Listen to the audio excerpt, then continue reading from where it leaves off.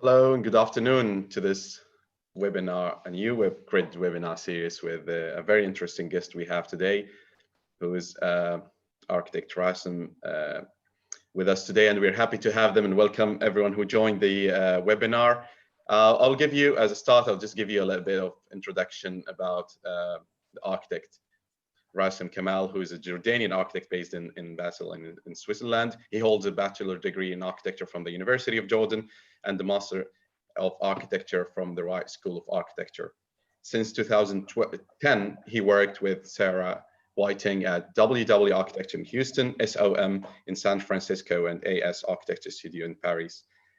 Rasem was awarded the AIA Henry Adams Certificate in 2015 as an owner of his project in Wadi Rum.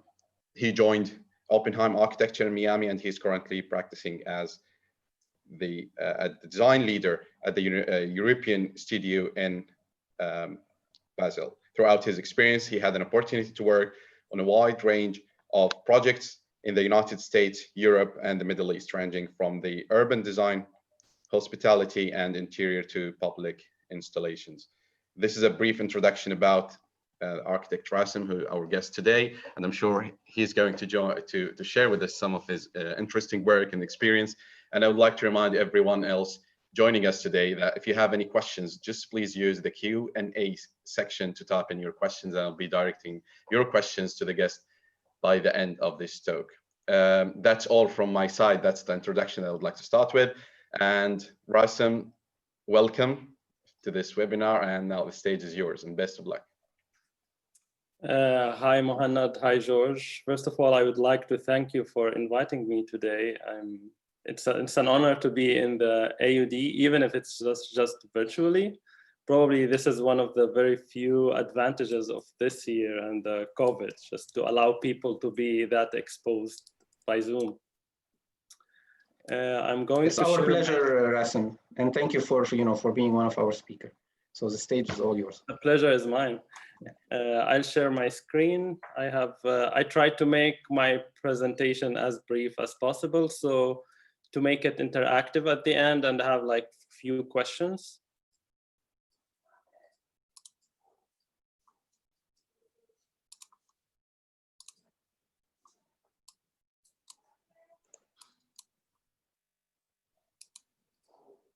Yeah, we can see it perfectly, Rasem. Thank you. It works well.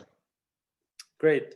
So this year, 2020, marks 10 years for me already in architecture. You know how architecture is full of challenges usually, so 10 years is already enough so far.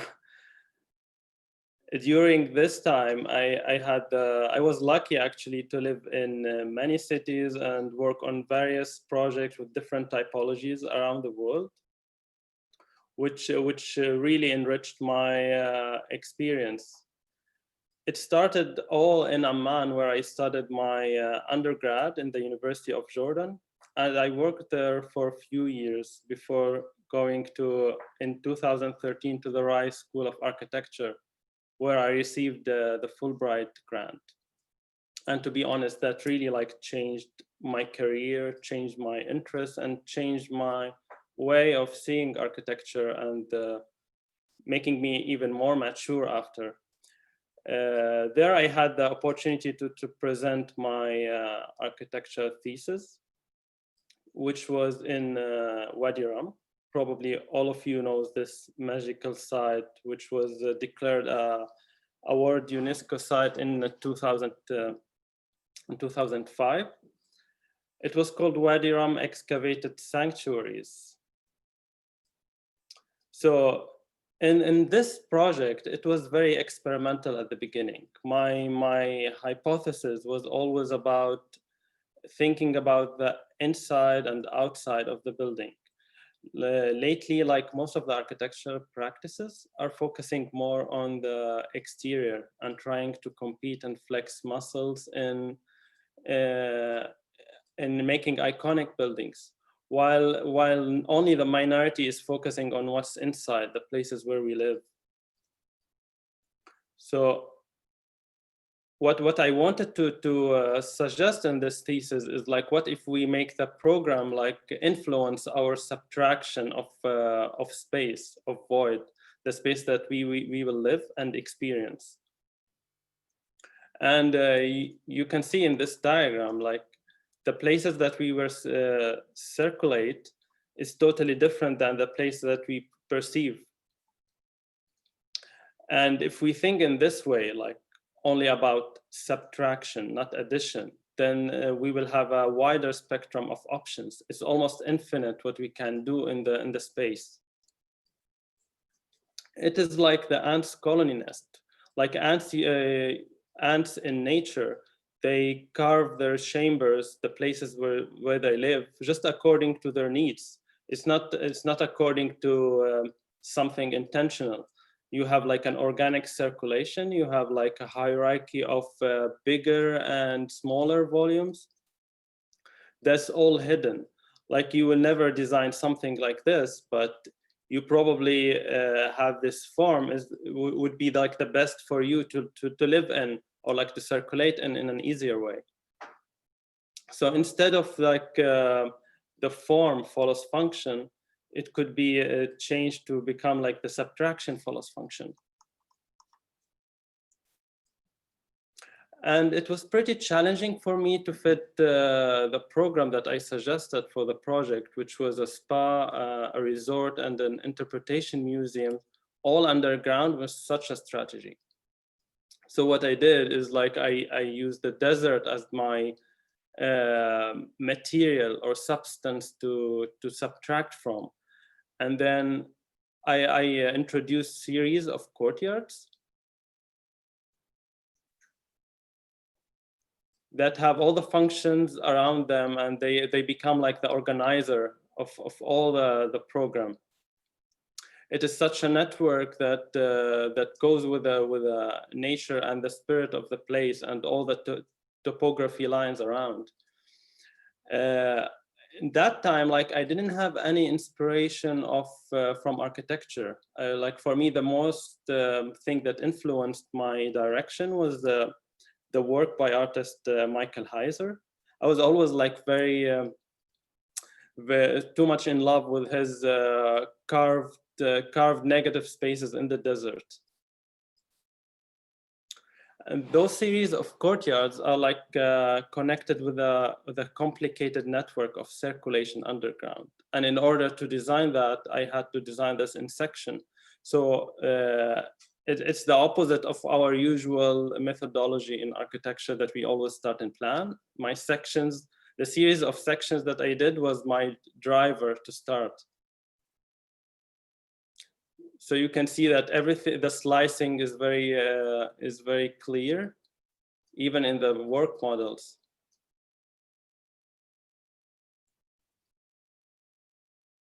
The network of the circulation, I call them the tubes. It's become also part of the function. So unlike conventional architecture, each one of those tubes is becoming something that support the program, where even if it's in the resort or in the spa or in the museum. So your circulation is a function as well. It's not a lost space. And in planning, it was also like something that you will never do in a conventional plan. The only connection between all the courtyards was the lowest level. It's the network that connects all of them. And then when you go up, it just goes organically and in relative with the natural topography.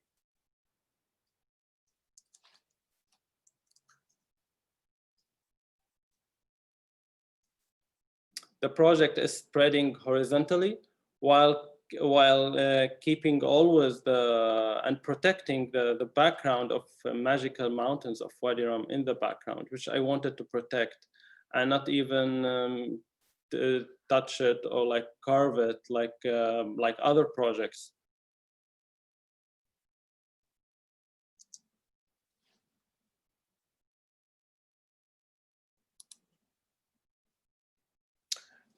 You can see here like the relationship, which I found interesting after I finished the first mock-up of the courtyard, is like you see that the negative and the positive, the subtraction, and the addition. And you can see that the picture on the bottom is something that you would never design if you are designing like a building from scratch. But at the end, this is the space where we live, and this is the space that we needed according to the program.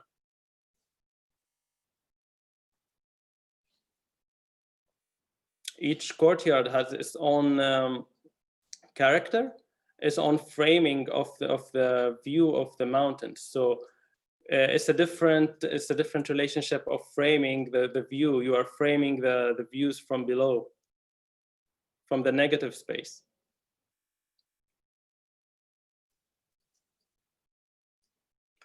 Many people always ask me about like the sandstorm and what happens if there's a sandstorm in the desert that's gonna fill the courtyards with sand. So I thought about that from the beginning, and the way how the whole thing and the whole project was organized is like archaeological excavation. That's why I call the project excavated sanctuaries. So there is a grid, and the courtyards are laid on that grid. And there are different scenarios during the different seasons of the year. So the project doesn't need to operate the whole year the same way. And that's what makes it even more interesting, I guess, because probably one or two courtyards that have to be always excavated, and the rest could be buried with sand and evacuated in different seasons.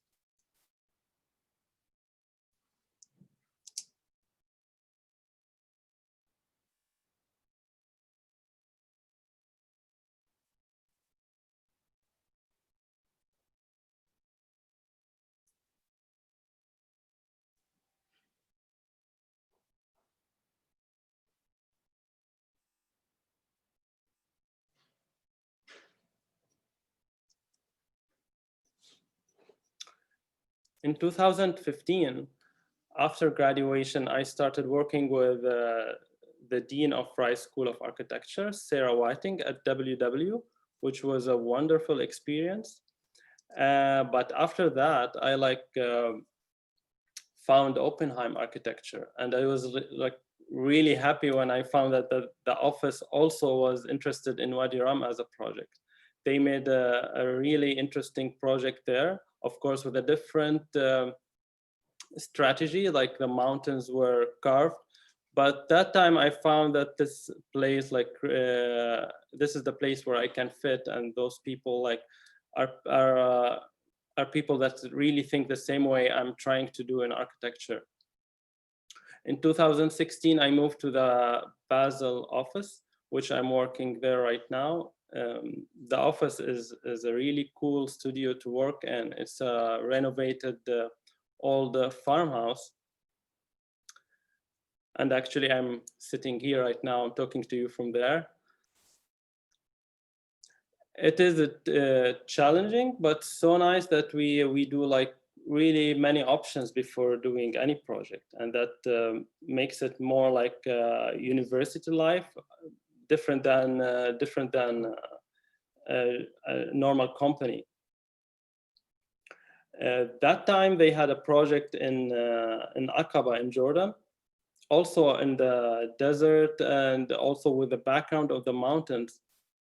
So I was very lucky to be part of a big team to work on the Ayla Golf Club in Aqaba, which they were working on that time when I joined. The project had 3 phases, which is the Golf Academy, the Golf Club, and comfort stations. The whole design concept was inspired by the sand dunes, because we didn't want to make something that is imposed on such a beautiful landscape. So the idea was to mold the sand carpet and make sand dunes that really blends with the nature of the space, just according to the functions below. So it becomes like a continuous shell, one molded surface that blends with the mountains of Aqaba. And that shell even allow the continuity without any interruption for the circulation below. So you are basically sheltering the program. you have like the program of the golf club, and you're sheltering this sheltering with this molded shell just according to the need of the space, the volume, the height, and the quality of light needed. In such a project, you don't have a clear definition of a roof, a floor, or a wall. It's all one surface that surrounds you, and just make that void that you need and you use. This is a picture from the roof.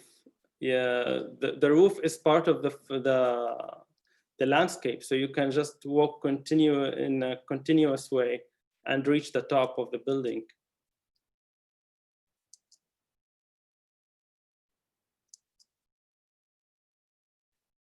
This project had a really good influence for Jordan, because I guess it was the first time that something or a shell built out of shotcrete was built in Jordan.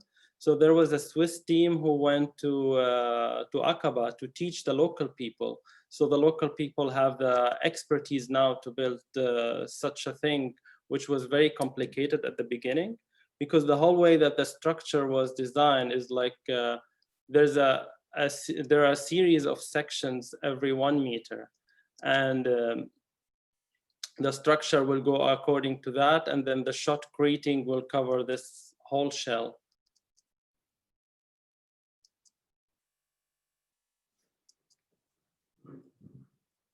The comfort station was kind of like a mock-up to check the shotcrete quality, and it was this starting point to go to the bigger building, which is the Golf Academy.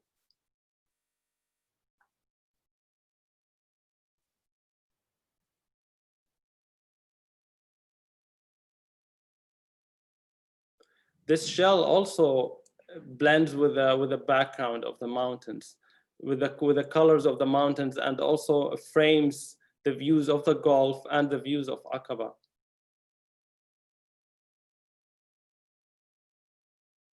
The tones, the color palette was taken from the tones of the mountains, those beautiful earthy colors. So you can see that the materials palette, like the wood, the shotcrete, the bronze, and the brass, are all like have this vibrant earthy colors to match the landscape. And even like there's a local artist who treated this shell to become like that rustic and that natural, not very flat, and have some depth in it.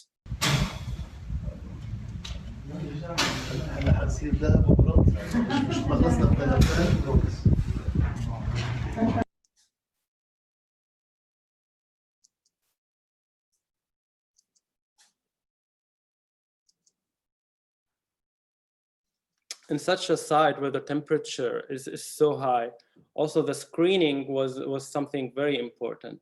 And in that project, the screening was interesting as being inspired of the Mashrabiyya. So the patterns of the Mashrabiyya became the way how in order to filter the light. And according to the program of each space, the patterns and the density of how the patterns are laid on the screen was different. So if you have an office space, it's of course different than the studio rooms or the restaurant.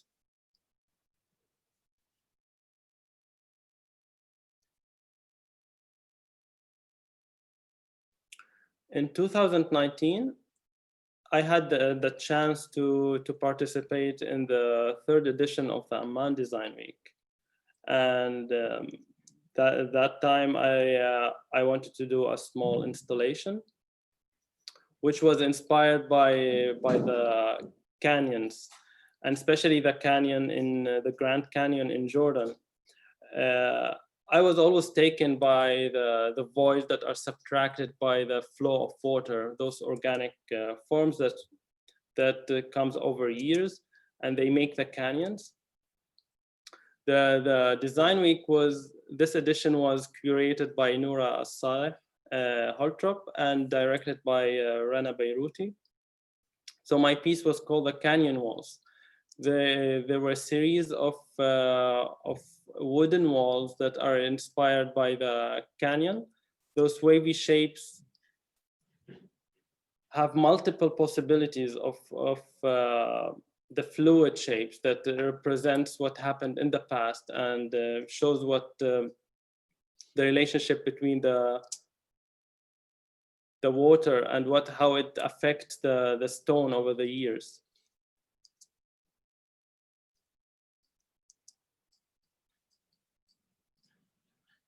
So it is also here about subtraction. You can see that the water subtracts the mountain and opens those interesting niches and affects the hierarchy of light whenever you walk in the space.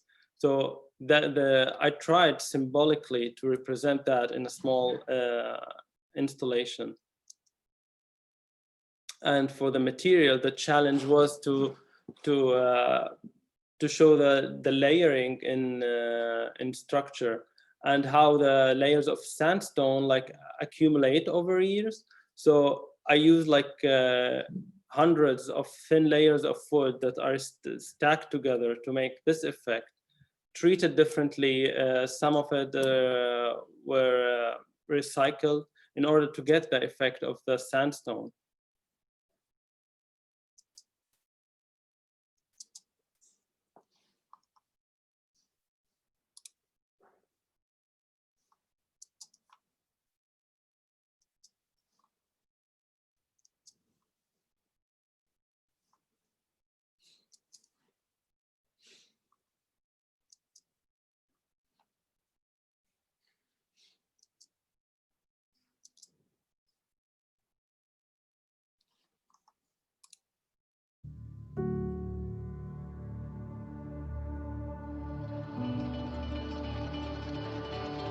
You can see the roughness in the walls and how each part of the curves have different tone of earthy colors, such like the mountains that we have in Jordan.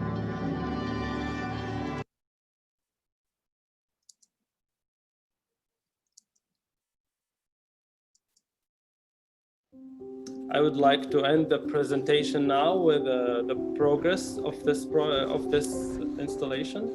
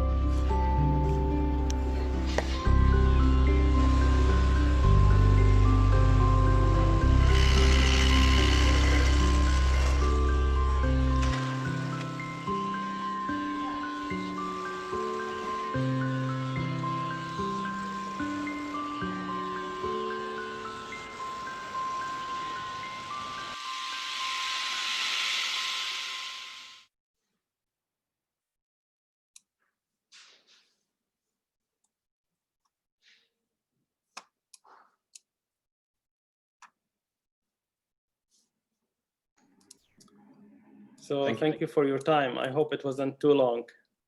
Thank you so much, Rasem. Thanks for the interesting introduction. It was just perfect. Yeah, thank you. So nice, and we really enjoyed the projects that you worked on, starting with the Wadi Rum project. That I have some questions. We have some questions for especially the Wadi Rum project, and then Mohanad, just can I say something before we go to the questions, if possible? Rasem, I personally, I liked everything's really amazing, and the sensitivity of things, how they are done, is really, I had to commend you on that. Is fascinating. I have a question about your installation. Sure. Because you look at the installation and you see it's almost like a canyon, yet the material is not. Mm-hmm. Correct. So it's like, but when you look at it, you feel it's a little bit stone-like, but the material was wood. Am I correct? Mm-hmm. Yeah, exactly. Okay, so I know both are natural, and what was your challenge, or how could you present something as warm as wood and make it look like as cold as stone? I think that's a challenge. So can you a little bit talk about that for us? Yeah, of course. So first, to answer the first point, I was very aware that the material is different, but I didn't want to have a complete metaphor and just take the sand and make the installation out of it. I was always like interested, since you probably saw my models of the thesis project, of the layering of wood, and how interesting that the profiles of wood makes the variety of color. But in this project, the wood was treated also in a natural way. Like we had to sand it for like a few days to get that rustic effect. So it had a layer of sand on it. Okay, got it. Oh, that's why maybe at the end, right? So it looks very much like. Yeah. Okay. I mean, everyone who worked, I was experimenting with the material. Yes. Like actually, I really liked the material after. I couldn't expect such a result, but we ended up like, I'm not sure if you still see my screen. In this picture, like no one could guess that this is wood. Even in reality, like you will get that this is either probably stone or. Yeah. No, but beautiful, very beautiful. Thank you. So Rasem, do you mind if you just unshare the screen so that we can see you? Sure. And yeah, please. If there's anything, you can always share it again. Yeah. So Rasem, again, thank you for the presentation, and we do have some questions, especially for the project that was proposed to be in Wadi Rum. We as users, we really need to have the daylight coming in the project. So any ideas on how did you solve the point of the daylight, or how did you ensure having enough daylight coming in the project? It's a very nice question, but if you look at the landscape that we had, it's Wadi Rum. It's like it's the desert, and it's very it has a really hot weather. So the courtyards actually really help you to control the temperature, and the light will be very bright. So you got all the lighting from each courtyard. So for example, in the resort, all the hotel rooms are around the courtyard, and of course there were like some light wells to allow light to be entered, but in a filtered way in that spot. In the spa, it was even on my side, and it's the advantage to have a very low light, to make it more dramatic, and to appreciate it even more. And probably maybe I didn't stress on that point of the light a lot while I was talking about subtraction. But when you subtract spaces in the way I described, it even gives you more privilege to appreciate things more, because you don't appreciate the bright space if you don't pass by like a dark corridor, for example. The same thing with heights. You have to enter a very low height room in order to really appreciate the large space and the high ceiling space. I hope I answered your question. Yeah. Thanks, Rasem. I also have another question for the project, the interesting project where the mass of the form of the project blends in the site. You mentioned, well, in your presentation, you mentioned the interesting idea of that people can just walk into the roof, and it's blended in the level that people can just walk into the roof. But when we look at the roof, I noticed that we have a certain height, maybe 3 meters, the height of the highest point of the roof on the curve. So just a question may be annoying to any designer, and then the safety issue if someone is walking up to that roof, and then they can walk in and come down. So is there any ideas on this? Yeah. Well, I was climbing on the roof. You can walk on the roof because it has a very smooth transition, but it doesn't mean that there's a function on the roof. So the picture that I showed was in the comfort station, which is a mock-up of the project, and that probably the 3 meters height that you saw. So in the academy building, which is the main building, you can walk like for the first part, but then it becomes very steep, obviously from the design. But I didn't want to stress on the fact that you can walk on the roof. I just wanted to emphasize the continuity of the surface, because the safety issue was also a big consideration. So when the slope becomes so steep, then of course it's very difficult to walk on. But visually, it gives you that continuous effect that makes it very smooth. Which is perfectly done, and it's a very interesting form that blends in the context. Thank you. We have a question from one of our students. As an architect, I'm just going to read the question as is sent. As an architecture student, I would really like to know how you fabricated the contour lines of Wadi Rum, because now I'm working on a project where the location is in Wadi Rum. Mm-hmm. So to be honest, I didn't fabricate the topo lines. I made the opposite. I shaped the courtyards according to the topo lines. And if I may share my screen again, I would like to maybe go to that drawing that shows that, I hope, in a clear way.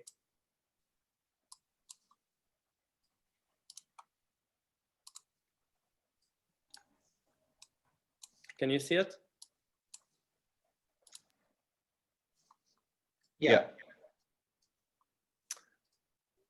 So the courtyards are laid on a grid, but even if I'm using the grid to control more this spreaded courtyards, but you can see that I was trying to be as much as possible respectful for the existing topo.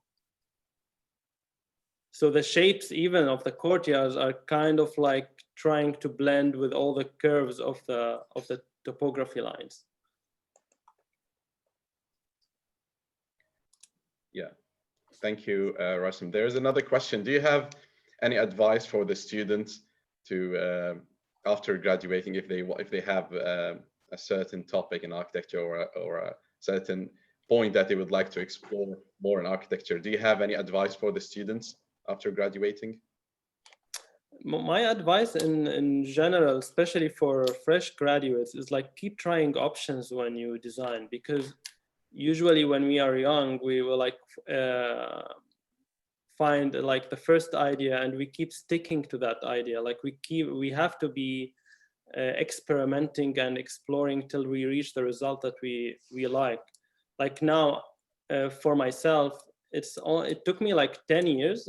I can say now that I started to know what I really like and dislike about architecture. Before that, you have to experiment more and more. So it takes time to find the part that you would like to proceed with. Exactly. I totally agree on this. There's another question. According to what you in the Wadi Rum project, according to what you decided, where the courtyard openings will be? You mean the courtyard openings? There are windows for the spaces, and the openings are the network of circulation that connects the courtyards are, and that's what makes it breathe even more. And most of them has a direct access from the level of the desert. Thank you. So there's always a joke about my project that I always bury people underground. But if you think about it, you are even more exposed than normal buildings, because it is part of the landscape. You like cramp down and wrap up very easily and move horizontally between the spaces, like also with the smooth ramps. So which one, I mean, which part is your favorite part out of this project, if you have a favorite part, Rasem? My favorite part is always when I'm inside the space and looking at the mountains up.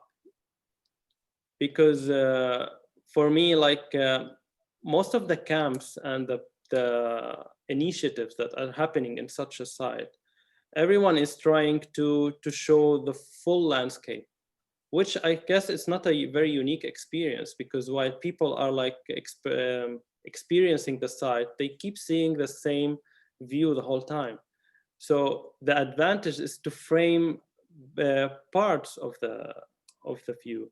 So the framing that you see in the spa is totally different than the framing you see in the bedroom or the framing you see in the room. And that's what makes it different. And maybe even like gives it a flavor in every space. So we have another question, Rasem. So what, and you know, the presentation was so good when you see a lot of questions coming in. So we have another question. What books influenced your sensitivity in the design and materials? And did you develop this sensitivity after graduating, during work, or while in university? Probably regarding materials, I started to feel that after the master's at Rice University, that I always tend to have materials that really match the site and the context. I don't like, contrast is nice, but not when you do it in an aggressive way. I don't like my contrast to be in the material. Probably I like the contrast to be in the light, intensity of light, or the hierarchy of the volumes, but not in the materials. So you probably noticed in most of the project that the tones of materials are really close to the adjacent context around. Thanks, Rasem. And I don't have any questions other than these, but I have people congratulating your work, commending your work, and I have a comment says, "Thank you, Rasem. Thank you so much for the good work. Very inspiring." Just one question came in. What about sound and echo inside the rooms? In which project you mean? The island? The Wadi Rum project. The Wadi Rum project, I hope it was developed enough to talk about the echo, but I will talk about the echo and the Isla project because they have the same situation. And I joined Isla at the end of the project, so I had the luck to be involved in the interior of the academy. So I know that sometimes if you have the shell, you have to introduce soft materials. And we have softer materials in the flooring, or also sometimes in the different fabrics of the curtains that could help to prevent like the harsh echoes. Okay, I still have some questions. So I guess questions keep coming up. Yeah. So That's a good sign. We're not letting you go easily, Rasem. You have to stay and answer all of them. Good luck. A lot of people are interested in the work. Yeah, which is yeah. shows the value. Happy to hear. Yeah. So the next question, Rasem, as a firm tend to focus on functionality, especially in Europe. As a senior design architect at Oppenheim Architects, what criteria should an architect search for in a good design-focused firm? Mm-hmm. This is a nice question. I joined Oppenheim because I'm very interested in such a scale of offices. I'm no longer interested in very big companies. I'm more into like the boutique studios. So if you join such an office, you can't like, you have to know a bit of everything, a bit of technical experience, design experience, even like visual experience. It doesn't work like other firms where like you just keep working on construction drawings, for example, for for your whole life, or just design sketches, or vice versa. So you have to, which is good for you because you built up your experience in all the wide spectrum of tasks that the architect might need. And I second that, and I agree on this, especially when for fresh graduates, where they have to, because joining small companies with a high potential gives you the opportunity to be exposed to the different phases of the project instead of focusing on just one phase. So I think that's so right, so true. The other question, the next question, Rasem, is there any function in the subtractions that happened in the installation, or they are just simply there for the symbolic reason? The installation, the three pieces, the canyon walls, are supposed to become like interior partitions, probably, and the subtractions could be niches or even benches. I didn't want to make it like a very strict function, because I was developing more like a strategy of dealing with the material more than the function itself. But this strategy could be developed in the future, that you make the niches or benches or furniture out of that material. All right, thanks.